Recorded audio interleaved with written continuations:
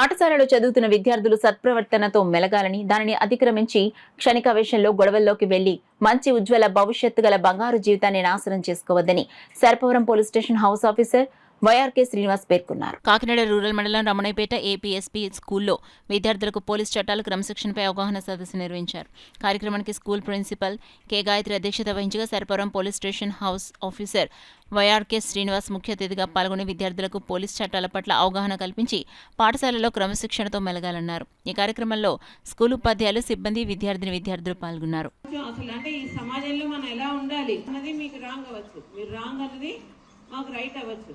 అంటే మనం ఏంటంటే క్షణికావేశంలో చాలా చేసేస్తున్నాం, కొంచెం కూడా ఆలోచించట్లేదు.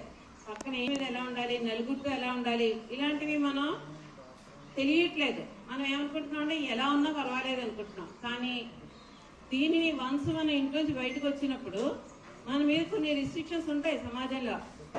దానిని మనం ఫాలో అవడానికి ఏమేమి ఎలా ఫాలో అవ్వడానికి మనకు ఒక పోలీసు లా ఉంటుంది.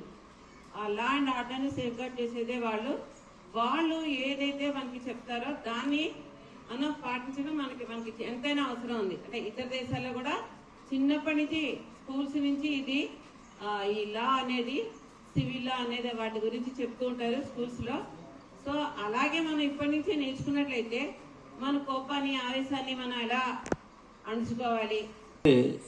ఇక్కడ మనం ఈరోజు ముఖ్య ఉద్దేశం ఏంటంటే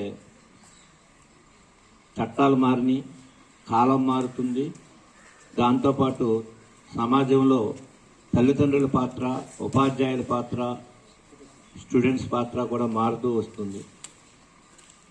ఒకప్పుడు టీచర్స్ చెప్పిందే వేదం, కానీ ఈరోజు మన మొబైల్ ఫోన్ మన చేతిలో ఉంటే ప్రపంచంలో ఉన్న అన్ని రకాల పుస్తకాలు, అన్ని రకాల విషయాల మీద సమాచారాన్ని, అన్ని అంశాలని కూడా మనం తెలుసుకోవచ్చు. ఇంక్లూడింగ్ ఏ మెడిసిన్ దేనికి పనిచేస్తుందో, లేకపోతే ఒక ట్యాబ్లెట్ కొంటే కనుక ఆ ట్యాబ్లెట్ దేనికి పనిచేస్తుందో కూడా మనకి తెలిసిపోయేంత విధంగా మనకి ఉంది. కానీ ఇప్పుడు లేనిది అప్పుడు ఉన్నది ఏంటంటే పట్టుదల, క్రమశిక్షణ. ఇప్పుడు చట్టాలు మారిని, మీరు ఒకటే గుర్తించుకోవాలి.